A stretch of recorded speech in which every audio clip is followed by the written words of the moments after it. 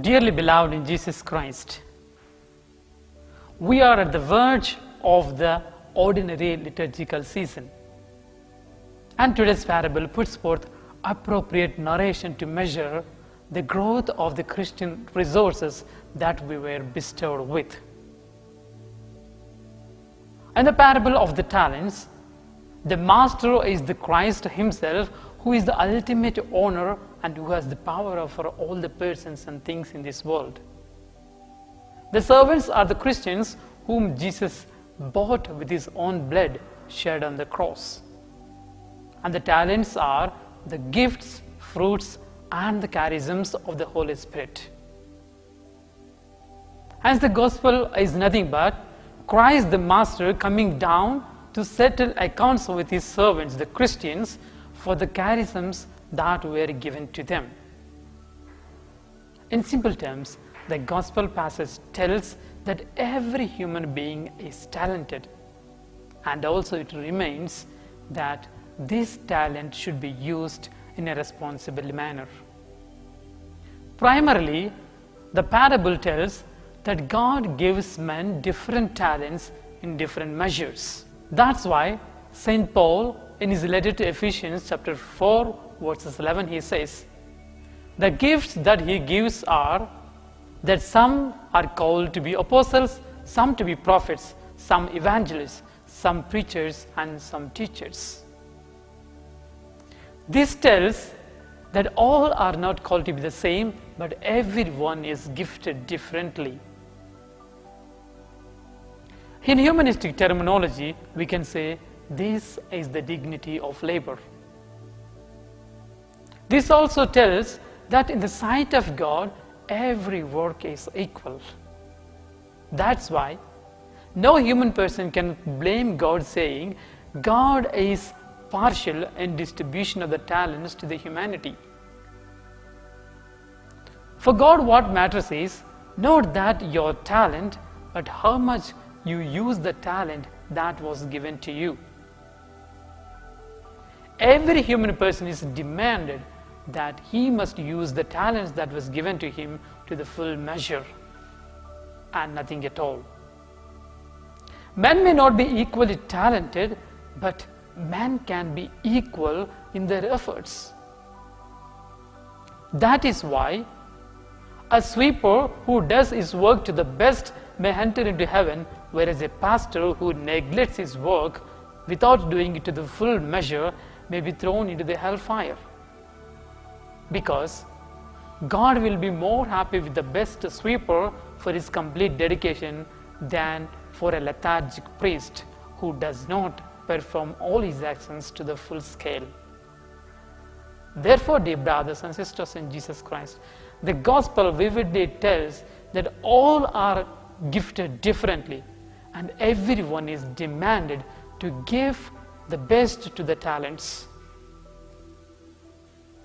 The gospel also reminds us that God does not demand from us that which is not our own. God demands that you use your capacities to the full, than searching for what you are not gifted with. Secondly, gospel passage lays down a rule of life that is universally true. We are told the one who has more will be given more. The one who has not will be taken whatever he has even. The meaning is this: when one is gifted with a talent, if he progressively uses it, exercises it, and develops it, he will grow day by day, doing more good deeds with the talent. Whereas, if the one who has gifted with the talent and does not exercise it, it will be eventually taken away from him. That's what Jesus meant when he says, the one who has more will be given more, and the one who has less will be taken away even what he has. If you have a proficiency at a game or an art, and if you are good at doing a particular job in better manner, if you use the talent for the good of the church and for the good of the community, it will grow day by day. It is same with the case of playing a golf or a piano. It is same with delivering a beautiful homily or singing. It is same with carving a wood or making a stone into a statue. Therefore, God tells all of us that whatever is given should be put into use. If not, that will be reduced into nothing. We are told in the gospel passage that a third servant was punished just because he made the value of the talent into nothingness by burying it in the ground. It is good to note here that the value of a stone and the value of a lump of gold will be same if they are not used. Therefore, it is told to everyone that whatever the talents that we are given with, we should use it, develop it, and use it for the growth of entire humanity. Therefore, we are all asked to give account for every talent that we are bestowed with.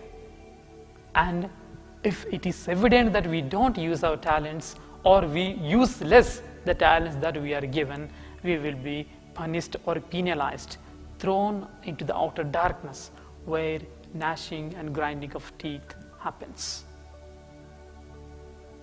Again, the measure of the growth of the talents for Christians is measured in relation with the talent used for the neighbor.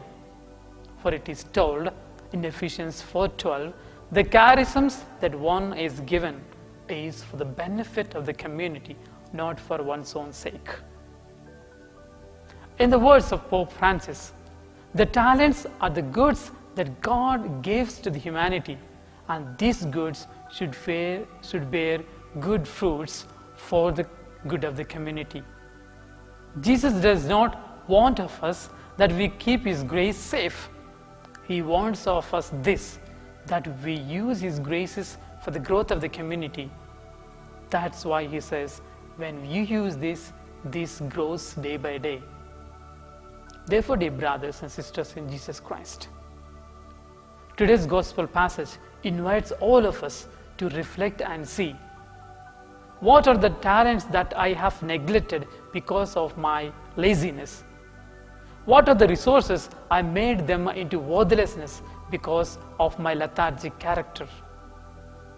Let us ask God for His help to make use of all the talents that were given to us. It is told, it is better late than never. So, at least now, let us put all our talents for the best use for one's own sake, for the community where one lives.